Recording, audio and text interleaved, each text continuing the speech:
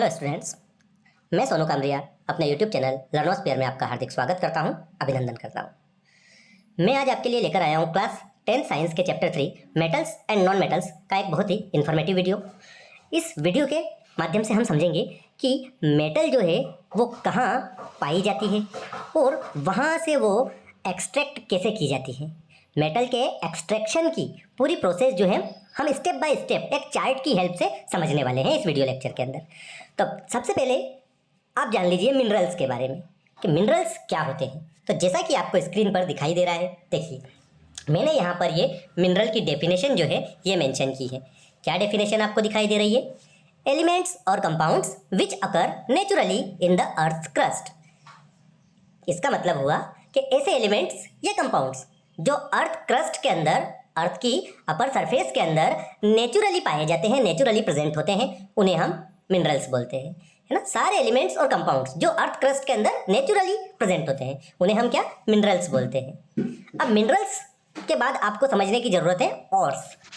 अब ओर्स क्या होते हैं, आइए हम समझते हैं। देखिए यहाँ मैंने आपके सामने ये ओर्स की डेफिनेशन जो है वो मेंशन की है। क्या डेफिनेशन आपको दिखाई दे रही है? Minerals which contain a high percentage of a particular metal and the metal can be profitably extracted। इसका मीन्स हुआ कि ऐसे मिनरल्स जिनमें वेरी हाई परसेंटेज में कोई पर्टिकुलर मेटल प्रेजेंट होती है और उस मेटल को प्रॉफिटेबल तरीके से उन मिनरल से एक्सट्रैक्ट किया जा सकता है।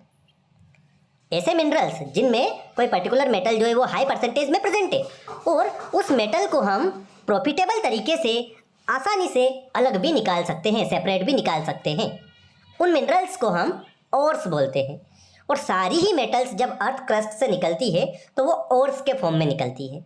अब ये जो ओर्स होते हैं, इन ओर्स से हम क्या करते हैं, हम कुछ स्टेप्स के थ्रू मेटल्स को एक्सट्रैक्ट करते हैं।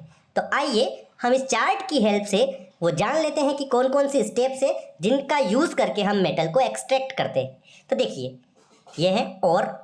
हम सबसे पहले और का करते हैं क्या, कंसंट्रेशन। और का सबसे पहले क्या किया जाता है, कंसंट्रेशन। कंसंट्रेशन का मीन्स क्या होता है, the process of removing impurities, है ना। ये मैंने यहाँ पर आपके सामने मेंशन किया है, the process of removing impurities.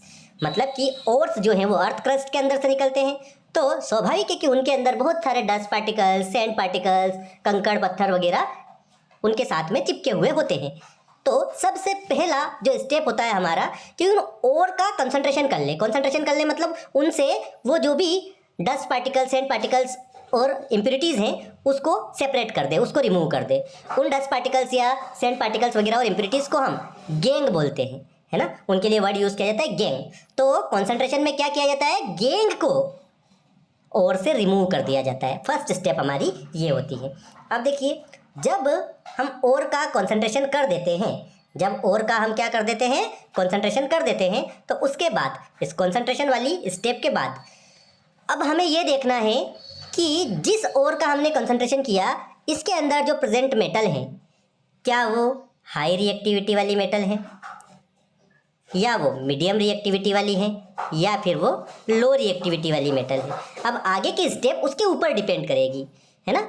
Metal reactivity series हमने पढ़ी है तो मेटल रिएक्टिविटी सीरीज में जो टॉप पर आती है वो हाईली रिएक्टिव मेटल्स, जो मिडिल में आती है वो मीडियम रिएक्टिविटी वाली और जो उसके बॉटम में आती है वो लिस्ट रिएक्टिव या लो रिएक्टिविटी वाली मेटल्स होती है।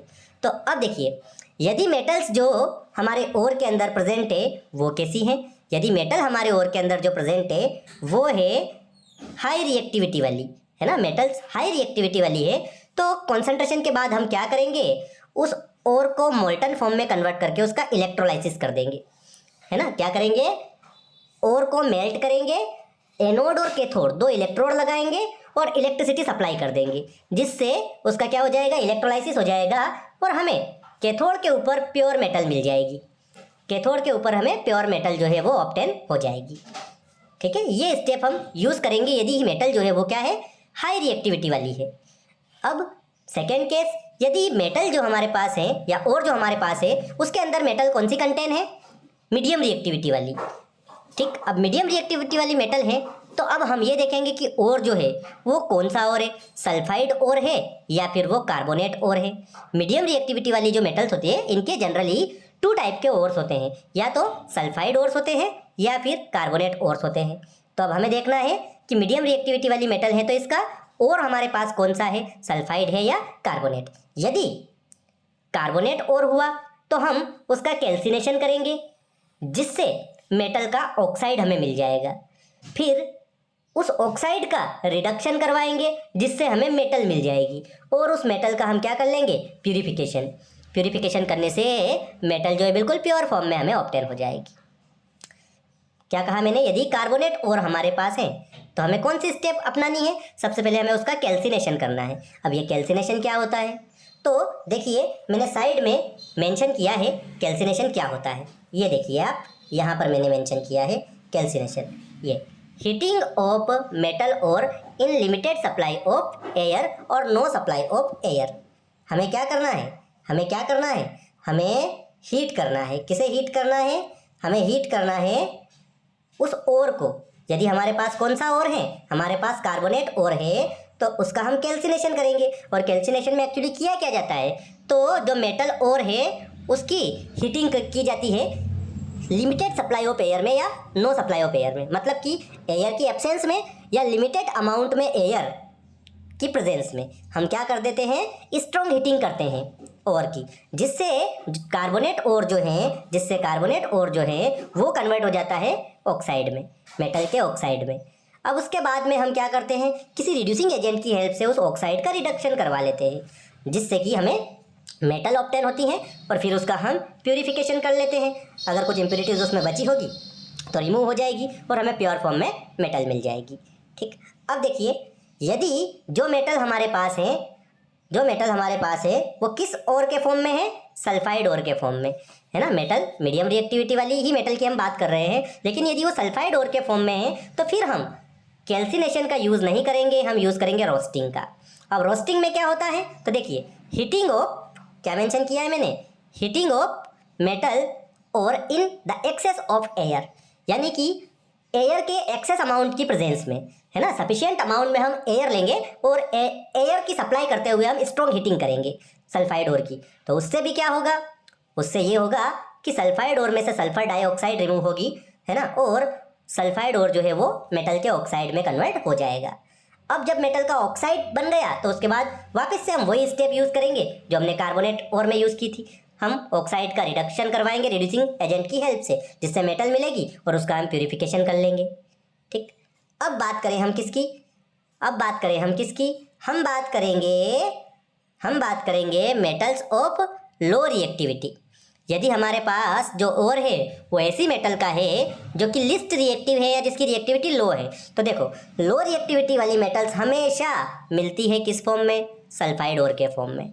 तो हम क्या करेंगे, जो हमने यहाँ किया था, इस जगह जो हमने प्रोसेस यूज़ की थी वही करेंगे। हम सबसे पहले सल्फाइड ओर की रोस्टिंग कर लेंगे। अब लो रिएक्टिविटी वाली मेटल है तो उस केस में हमें ऑक्साइड नहीं मिलेगा, हमें डायरेक्टली मेटल मिल जाएगी और उस मेटल की हम रिफाइनिंग कर लेंगे जिससे वो प्योर फॉर्म में ऑब्टेन हो जाएगी। ठीक, तो ये चार्ट हमारा कंप्लीट हुआ। इस चार्ट की हेल्प से मैंने आपको समझाया है क्या, steps involve in the extraction of metals from ores, है ना। ओर्स से मेटल का एक्सट्रैक्शन कैसे किया जाता है उसकी सारी स्टेप्स जो है मैंने इस चार्ट की हेल्प से आपको समझाने की कोशिश की है। उम्मीद करता हूँ कि आपको अच्छे से समझ में आया होगा।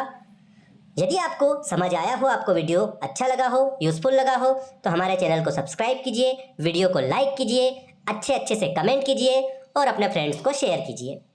Thank you.